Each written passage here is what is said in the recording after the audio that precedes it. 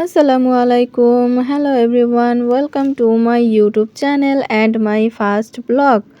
So ইউটিউবে আমার first blog হচ্ছে ইয়াম্মি স্বাদের গরুর গোশত দিয়ে বিরিয়ানি রান্নার রেসিপি।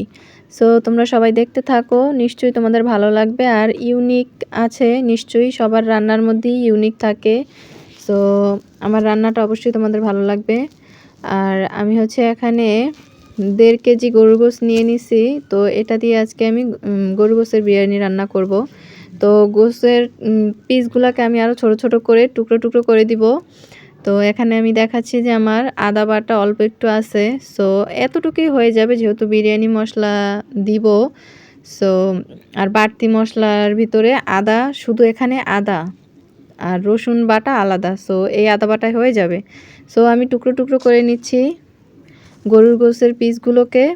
তো গরুর গোশতগুলো যে ছোটো ছোটো করা থাকে, আমার কাছে প্রতিটা বাইটে মুখে পড়ে, এই জিনিসটা আমার ভালো লাগে।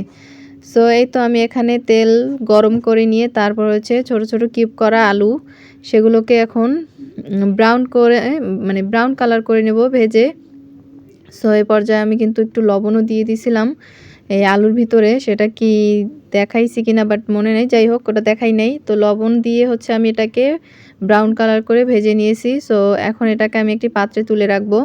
তারপরে হচ্ছে এই আলুগুলোকে একটা পাত্রে রেখে দিব। তারপরে হচ্ছে আমি এখানে এই তেলের মধ্যেই পেঁয়াজ বেরেস্তা করে নিব। সো পেঁয়াজগুলোকে এই তো দিয়ে দিলাম। এখন এটাকেও অনবরত নাড়াচাড়া করে তারপর হচ্ছে যখন এটাও ব্রাউন কালার হয়ে যাবে তখন আমি এই পেঁয়াজগুলোকেও হচ্ছে একটা পাত্রে তুলে সামান্য একটু চিনি দিয়ে তারপর হচ্ছে মিক্স করে রেখে দেবো। তো এই তো আমার পেঁয়াজ হয়ে গেছে বেরেস্তা করা, আর আমি আমার বিখ্যাত পাতিলে এটাকে তুলে নিচ্ছি। তো তোমাদের বাসায় কীরকম বিখ্যাত কুখ্যাত পাতিল আছে কিনা অবশ্যই কমেন্টে জানাবা। আর ভালো লাগলে আমার চ্যানেলটি সাবস্ক্রাইব করে তারপরে পাশে থাকবা, বেল আইকনটি দিয়ে রাখবা। তো এই তো আমি হচ্ছে এখানে এই তো রসুন বাটা দিয়ে দিচ্ছি। তো এই তো আমার এক্সট্রা রসুন আর পেঁয়াজ এখানে বাটা আছে। সো এইটা দিয়ে দিলাম। আমি এখানে আদা বাটাও দিছি, বাট তোমাদেরকে দেখানো হয়নি, স্কিপ করে গেছে, সরি। তো এই তো আমি বাড়তি মশলার মধ্যে হচ্ছে দারচিনি, এলাচ, লবঙ্গ দিয়ে দিলাম। আর এখানে হচ্ছে বিরিয়ানি মশলার সম্পূর্ণ প্যাকেটটা আমি এখানে দিয়ে দিলাম। তারপরে হচ্ছে এটাকে নাড়াচাড়া করে একটু মিক্স করে নিব। তো মিক্স করার পরে হচ্ছে এখানে আমি বাকি সব উপকরণও আস্তে আস্তে দিয়ে দিব, অ্যাড করে দিব এর সাথে। সো এই তো এখন আমি হচ্ছে এখানে দিয়ে দিব বাদাম বাটা আর হচ্ছে জয়ফল জয়ত্রী বাটা। সো এখানে আমি জয়ফল জয়ত্রীও বাদামের সাথেই বেটে একটা পাত্রে রেখে দিয়েছিলাম। সো সেটা এখন আমি দিয়ে দিলাম। এটাকেও একটু মিক্স করে তারপরে হচ্ছে এর মধ্যে আমি অ্যাড করে দিব মরিচের ফাঁকি। সো মরিচের ফাঁকিটা আমি দিয়ে দিচ্ছি। আর আমার মরিচের ফাঁকি দেওয়ার যেই সরঞ্জাম, ওইটা দেখা কেউ আবার অজ্ঞান হয়ে যায়ও না। আমি কিন্তু মরিচের যে চামিচটা, ওইটা মরিচের বাটির ভিতরে ডুবে গেছে। সো হাতের কাছে ওই ছুরিটা ছিল, সো ওইটা দিয়ে কাজ চালিয়ে দিলাম। তো যাই হোক, তোমরা ভয় পেও না। তো এই তো এখন হচ্ছে আমি মরিচের ফাঁকিটাও দিয়ে এটাকে আবার মিক্স করে নিব। তো মিক্স করার পরে হচ্ছে এখানে আমি দিয়ে দিব টক দই। তো আধা কেজি তরল দুধ আমি হচ্ছে লেবুর রস চিপায়া দিয়া তারপর হচ্ছে টক দই বানাই নিছি। সো 1 ঘন্টার মতো আগে আমি হচ্ছে টক দই বানানোর জন্য লেবু দিয়ে দুধের মধ্যে একটা পাত্রে রেখে দিছি। সো সেইটা টক দই হয়ে গেছে। তো এটা এখানে আমি দিয়ে দিলাম। এখন এটাকে ভালোভাবে ফেটিয়ে নিব, মিক্স করে নিব। সো এটাও আমার মিক্স করা হয়ে গেছে। এখন আমি হচ্ছে এখানে লবণ দিয়ে দিচ্ছি।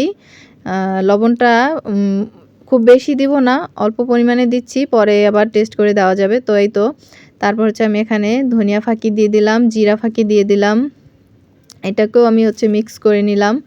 সো আমি আসলে রান্নার ভিডিও করতে গেলে একটু আগে পরে হয়ে যায় কোনো জিনিস, ভিডিও ছাড়া একদম পারফেক্ট করতে পারি, সময় মতোই সব দেই, বাট ভিডিও করতে গেলে দেখা গেছে একটা দেই আর একটা ভুলে যাই। তো এর জন্য আসলে একটু আগে পরে হচ্ছে। যাই হোক, এই তো আমি এখন এখানে সব মশলা কষানোর পরে পরিমাণ মতো পানি দিয়ে তারপর হচ্ছে গোশটাকে দিয়ে দিয়েছি।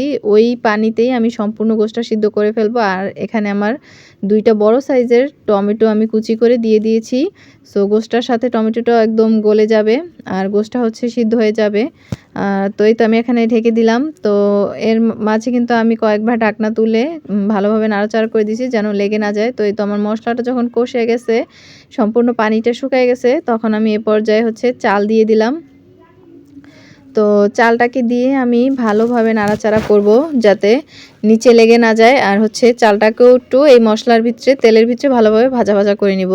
সো এই তো আমার মশলাটা মানে চালটা মশলার সাথে কষানো হয়ে গেছে। এখন হচ্ছে আমি এখানে পরিমাণ মতো পানি দিয়ে দিব।